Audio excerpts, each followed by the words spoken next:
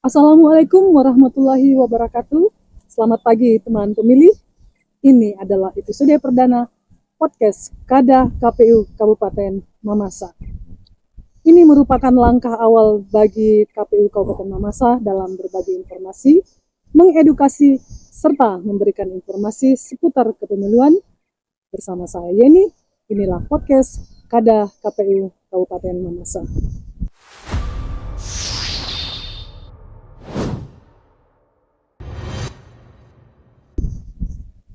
Nah, yang membuat episode perdana ini istimewa adalah karena kita tidak berada di studio, tetapi di salah satu tempat wisata di Kabupaten Mamasa, yaitu Desa Tondok Bakaru, tempat wisata Citol di Kecamatan Mamasa, Kabupaten Mamasa. Nah, teman pemilih, topik perdana saat ini adalah tentang pengelolaan dan pelayanan informasi publik, yang mana salah satu kewajiban kami KPU Kabupaten Mamasa sebagai badan publik untuk berbagi informasi bagi teman-teman pemilih. Nah, di hadapan saya ada tamu yang spesial dari Komisi Informasi KIP Provinsi Sulawesi Barat, dan beliau akan memaparkan semua atau hal-hal terkait tentang informasi publik. Beliau adalah Komisioner KIP Provinsi Sulawesi Barat, Bapak Firdaus Abdullah. Selamat pagi, Pak. Assalamualaikum, selamat pagi Bu Yeni. Selamat pagi, apa kabar? Alhamdulillah sehat Bu Yeni. Bu Yeni, gimana kabar? Baik, sehat, senantiasa Pak. Terima kasih. Dan Bapak sebelumnya kami ucapkan terima kasih atas kehadiran Bapak sudah meluangkan waktu di podcast kami di edisi pelayanan informasi publik. Nah, ada pepatah, Ya. tak kenal maka tak sayang. Siap. Silahkan Pak, silahkan perkenalkan diri Bapak. Baik, terima kasih teman-teman pemilih Bu ya. Ya, teman pemilih KPU Kabupaten Mamasa dimanapun berada. Perkenalkan, saya Firdaus Abdullah, dalam hal ini sebagai anggota komisioner Komisi Informasi Provinsi Sulawesi Barat, ya. Bu Yeni. Nah, di Komisi Informasi ini kami dipercaya oleh teman-teman komisioner untuk membidangi atau mengempu bidang hubungan kelembagaan dan tata kelola. Baik. Ya. Sebelum kita masuk ke pembahasan utama, bisa dijelaskan ke teman pemilih semua, apa sih sebenarnya Komisi Informasi Publik itu, Pak? Oke, sebelum kita mengetahui lebih jauh apa itu Komisi Informasi, ya teman pemilih kita harus paham bahwa apa sih misalnya mendasari adanya Komisi Informasi. Nah, dasar hukum lahirnya Komisi Informasi itu adalah berdasarkan Undang-Undang Nomor 14 Tahun 2008 tentang Keterbukaan Informasi. Nah, dari sinilah undang-undang ini lahirlah yang namanya Komisi Informasi. Nah, seperti halnya KPU nih, ya kan ada undang-undangnya, maka lahirlah Komisi Pemilihan Umum. Nah, sekarang apa sih Komisi Informasi itu? Komisi Informasi adalah lembaga mandiri yang berfungsi menjalankan Undang-Undang Keterbukaan Informasi Publik dan peraturan pelaksanaannya. Yang pertama. Yang kedua, menetapkan standar layanan keterbukaan informasi publik.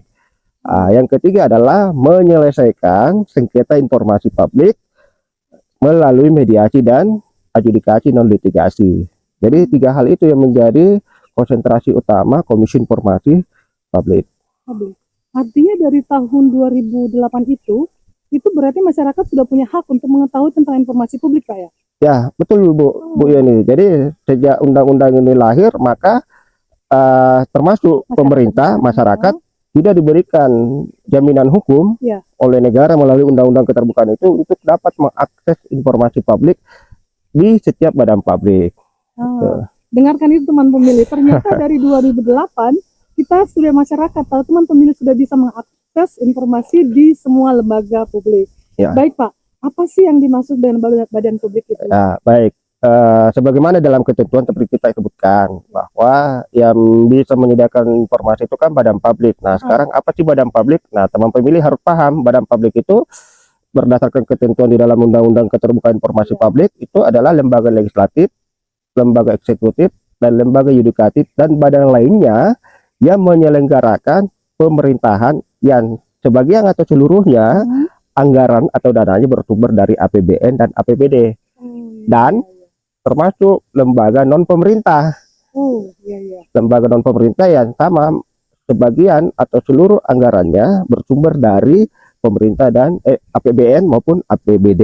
Nah, non pemerintah ini kan seperti halnya kayak rumah ibadah, Rumah ibadah juga termasuk badan publik karena ya bisa saja dia mendapatkan anggaran baik dari APBN maupun APBD. Nah, KPU, apakah KPU bagian dari yang definisi badan publik itu tadi? Lembaga eksekutif jelas karena sebagian anggarannya KPU Kabupaten Mamasa kan bersumber dari APN maupun APBD. Iya. Itu, Bu. Oke, baik teman pemilih. Jadi bukan saja hanya instansi pemerintah, dari penjelasan Bapak Komisioner tadi bahwa Ya. tetapi juga lembaga lain yang sumber dananya berasal dari pemerintah baik APBN Maupun APBD. Ya. Ya. Pak ya? Ya, betul Ibu Wah, Yani. luar biasa. Baik Pak, bisa diberikan contoh Pak tentang lembaga atau institusi apa saja yang termasuk sebagai badan publik yang wajib memberikan informasi kepada Ya, masyarakat? seperti yang definisinya tadi, badan publik itu kan lembaga eksekutif, lembaga legislatif. Eksekutif itu kan mulai dari pemerintah, mulai dari tingkat pusat sampai lembaga pemerintah paling bawah, desa, kelurahan. Iya, Betul. kelurahan, betul. Desa dan kelurahan termasuk badan publik. Lembaga legislatif, ya DPR, ya kan, DPR RI, provinsi juga kabupaten. Yudikatif, lembaga peradilan, termasuk juga bagian dari badan publik. Nah, kesemua itu wajib memberikan informasi kepada publik, termasuk KPU. Tadi kan definisinya badan lain yang menyelenggarakan penyelenggaraan negara. KPU ini kan melaksanakan penyelenggaraan negara. Satu, termasuk juga sumber dananya yang bersumber dari APBN dan APBD gitu, Bu. Oke Pak, tentang pengelolaan dan pelayanan informasi publik, kalau kita bicara soal pengelolaan informasi publik, bagaimana sih klasifikasi atau pengelompokan informasi publik itu sendiri? Ya, baik Bu Yen. Nah, ini menarik ini bagi teman pemilih. Kita sudah tahu apa sih itu badan publik, kita sudah tahu Komisi Informasi yang menyelesaikan sengketa, terus menetapkan standar layanan informasi, dan ternyata di dalam Undang-Undang Keterbukaan Informasi ini juga ternyata diatur tentang kualifikasi jenis informasi. Pada umumnya sebenarnya dua jenis sebenarnya Ibu Yeni. Yang pertama informasi yang terbuka dan informasi yang tertutup. Cuma memang informasi yang terbuka ini di dalam Undang-Undang Keterbukaan disebutkan pertama adalah informasi yang wajib diumumkan secara serta-merta. Itu informasi yang wajib diumumkan oleh badan publik terkait dengan kebencanaan. Terus informasi yang wajib diumumkan secara berkala, yang dimana setiap 6 bulan itu wajib diumumkan, ya kan? Terus informasi yang ketiga adalah serta-merta. Terus ini kan 3 kategori ini kan informasi yang wajib dibuka, cuma ada kualifikasinya. Yang terakhir adalah informasi yang tertutup yang tadi saya sampaikan. Ini yang kita sebut di dalam undang-undang informasi yang dikecualikan. Nah, sekarang dalam konteks keterbukaan informasi publik, badan publik kan tidak serta-merta yang ini yang mengkualifikasikan. Siapa sih yang mengkualifikasikan jenis informasi itu tadi?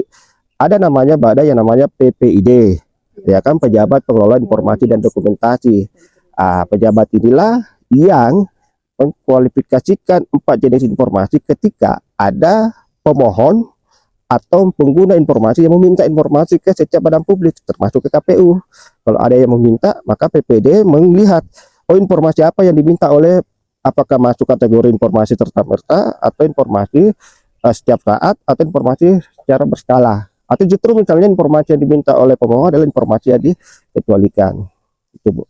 Jadi teman pemilih, semua informasi itu kita boleh kepo ceritanya ya. Tapi tidak semua boleh dikepoin. Kehadiran Undang-Undang Keterbukaan Informasi Nomor 14 Tahun 2008 ini untuk menjamin hal itu, memberikan batasan. Kita berhak untuk tahu, ya kan? Tetapi ada batasan-batasan, ada norma-norma yang harus ditaati, baik dari pemohon atau pengguna informasi maupun dari pihak badan publik, gitu.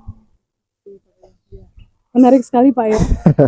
Selanjutnya Pak, apa sebenarnya makna atau esensi dari pelayanan informasi publik? Ya, baik. Ini menarik juga ini esensi. Apa sih esensi pelayanan keterbukaan informasi? Itu jelas.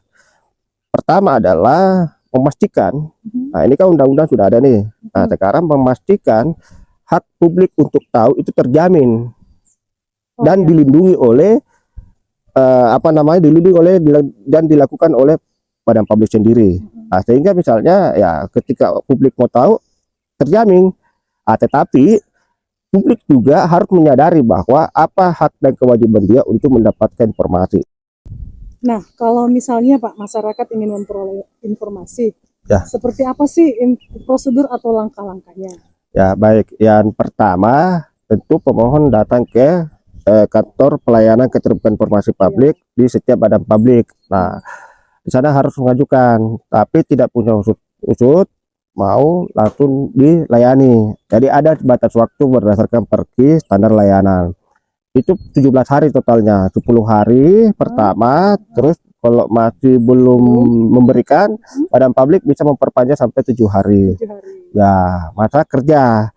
Iya. Kalau pemohon masih kurang puas terhadap jawaban dari badan Iya. publik, maka pemohon bisa mengajukan keberatan ke badan publik itu lagi karena tidak puas atau tidak terlayani Ke badan publik. ke badan publik itu lagi.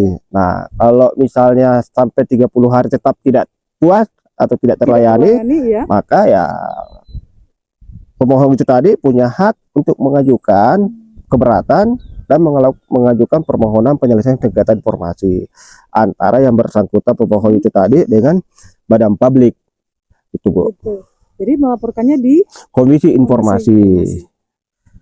Baik teman pemilih, itu yang disampaikan Bapak Komisioner dari Komisi Informasi, bahwa apabila ada teman pemilih yang ingin mendapatkan informasi ke suatu badan publik, misalnya di KPU, Ya. karena kami adalah badan publik, itu adalah 10 hari.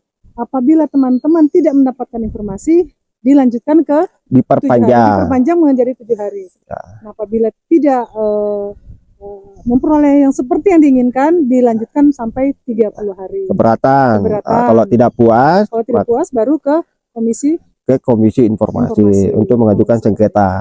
Kita tahu bahwa masih banyak masyarakat yang belum menyadari bahwa mereka punya hak untuk meminta informasi di lembaga publik. Nah, apakah Komisi Informasi punya program khusus untuk meningkatkan literasi atau kesadaran masyarakat tentang keterbukaan informasi publik? Ya, itu betul Ibu Yeni, bahwa di kami itu ada program. Karena di kami itu ada bidang sosialisasi. Ya kan, selain bidang hubungan kelembagaan dan tata kelola, ada juga bidang sosialisasi. Nah, memang kita ini kan baru ini dilantik, Bu. Kita sudah, umur kami itu kan 5 jalan 6 bulan. Kalau sosialisasi kami sudah lakukan di 6 kabupaten di Sulawesi Barat, yang memang ya terkait dengan bagaimana kemudian pemahaman publik terhadap persoalan implementasi Undang-Undang Keterbukaan Informasi Publik. Yang kedua adalah mendorong terbentuknya PPID di badan publik yang ada di Sulawesi Barat. Kami ada, dan itu sudah kami lakukan di 6 kabupaten, dan alhamdulillah ya apresiasi badan publik terhadap ini cukup baik. Menarik sekali, Pak, ya. Siap. Kemudian Pak, apa saja sih hak dan kewajiban dari seorang pemohon informasi publik itu? Ya, ini menarik ini. Hak dan kewajiban pemohon. Pemohon itu kan tadi perorangan, kelompok, sama badan publik, badan yang berbadan hukum kan. Jadi dia punya hak dan kewajiban. Selain misalnya badan publik tadi yang punya hak dan kewajiban, pemohon juga punya hak dan kewajiban. Berhak untuk mendapatkan informasi dari badan publik, mendapatkan layanan keterbukaan informasi publik, dan kewajiban bagi pemohon adalah ya menyiapkan segala instrumen untuk mendapatkan literasi, karena pemohon ini harus menyiapkan untuk mendapatkan informasi itu adalah ya harus menyertakan. Kalau perorangan tadi ada KTP, ya kan, itu kewajibannya harus melengkapi itu, Bu Yeni. Jadi salah satu memang harus administrasi, benar. Kalau dia mau, kewajibannya harus menyiapkan itu. Nah, kalau perorangan lebih dari 1 orang kan, KTP-nya dan penerima kuasa. Jadi kan kalau dia mau bisa juga dia, tapi bisa juga memberikan kuasa terhadap yang mewakili kelompok itu. Nah, yang ketiga badan hukum yang berbadan hukum harus menyertakan akta notaris badan hukumnya, apakah dia itu LSM atau organisasi kemasyarakatan. Yang kedua adalah ini anggaran dasar. Ya, ADRT, betul sekali. Jadi dia harus ada ADRT-nya. Nah, yang ketiga adalah akta SK Kemenkumham. Nah, jadi 3 administrasi itu badan pemohon wajib. Ya, wajib itu. Badan hukum itu ya. Ya, kalau dia kategori badan hukum ketika mau meminta informasi ke badan publik. Karena kalau di kami di Komisi Informasi itu menjadi catatan besar menjadi perhatian kami kalau setiap orang, setiap badan hukum ingin mengajukan permohonan penyelesaian sengketa. Karena kami juga akan memperhatikan hal itu, Bu. Apakah misalnya sesuai itu? Karena kalau di kalau di kami itu kami mengistilahkan legal standing. Apakah dia punya legal standing untuk mengajukan informasi berdasarkan perorangan kah, berdasarkan kelompok masyarakat, atau berdasarkan yang berbadan hukum? Gitu, Bu. Luar biasa panjang lebar penjelasan Bapak. Ternyata ini memang sudah diatur semua, Pak, ya. Ada undang-undangnya, jadi tidak serta teman pemilih tidak serta-merta kalau kita ingin mendapatkan informasi di suatu badan publik tidak serta-merta bahwa langsung diberikan, karena ada administrasi yang harus dilampirkan, betul sekali. Jadi kewajiban bagi pemohon. Baik, sebelum kita akhiri, Pak, pesan apa yang ingin Bapak sampaikan kepada masyarakat dan teman-teman pemilih, khususnya masyarakat di Kabupaten Mamasa terkait pentingnya keterbukaan informasi publik? Esensi daripada keterbukaan informasi publik itu, Bu, ya, ini adalah merupakan hak asasi manusia secara fundamental, ya, secara fundamental untuk terutama dalam konteks demokrasi. Karena kita bicara soal Komisi Pemilihan Umum, ya, maka penting. Kenapa penting keterbukaan informasi publik bagi masyarakat? Supaya masyarakat juga diberikan ruang, ya, diberikan ruang untuk berpartisipasi, supaya mereka juga bisa mengetahui apa saja nih apa saja kebijakan yang sudah dikeluarkan, terus bagaimana hasil dari kegiatan atau program yang dilakukan oleh setiap badan publik. Sehingga misalnya kami berharap publik jangan mau ragu, jangan takut, karena publik berhak untuk tahu dan itu dilindungi oleh konstitusi maupun undang-undang. Terkhusus untuk badan publik, kami mendorong supaya juga terlindungi badan publik dalam hal memberikan layanan keterbukaan informasi publik. Maka akan mendorong membentuk PPID. PPID itu apa? Pejabat Pengelola Informasi dan Dokumentasi, supaya lembaga inilah yang nantinya filter mana informasi yang bisa diberikan dan mana yang tidak. Yang terakhir untuk teman pemilih, pastikan informasi apa yang mau diminta, jangan salah kamar. Artinya kalau informasi yang kita minta untuk ke Bawaslu misalnya, jangan lari ke KPU. Makanya gitu. Sehingga misalnya diperhatikan, informasi yang saya minta misalnya menyangkut persoalan, misalnya contoh nih, menyangkut catatan sipil, kan nggak nyambung kalau ke KPU, mestinya kan ke Dinas Capil Kabupaten Mamasa, gitu. Baik, terima kasih atas penjelasan panjang lebar luar biasa, teman pemilih. Terima kasih banyak Bapak Firdaus Abdullah, Komisioner Komisi Informasi Provinsi Sulawesi Barat, atas waktu dan penjelasannya yang sangat bermanfaat di edisi podcast kita pada pagi hari ini. Teman pemilih Kada KPU Mamasa, semoga dari obrolan ini kita semua semakin paham bahwa keterbukaan informasi publik bukan hanya kewajiban lembaga, tetapi juga hak masyarakat yang harus dijaga bersama. Apabila ada saran dan kritik, silakan masukkan di link di bawah ini dan akan kami lampirkan. Dan terima kasih, kami pamit undur diri, dan dari tempat wisata indah di Mamasa di kawasan Tondok Bakaru, khususnya di wisata Citol, kami mengundang teman pemilih atau siapapun yang tertarik untuk datang ke KPU Mamasa, dan kami ingin menyampaikan pesan bahwa KPU Kabupaten Mamasa akan terus berkomitmen memberikan pelayanan informasi yang transparan, akuntabel, dan melayani. Sampai jumpa di episode berikutnya. Saya Yeni dan Bapak Firdaus pamit undur diri. KPU melayani.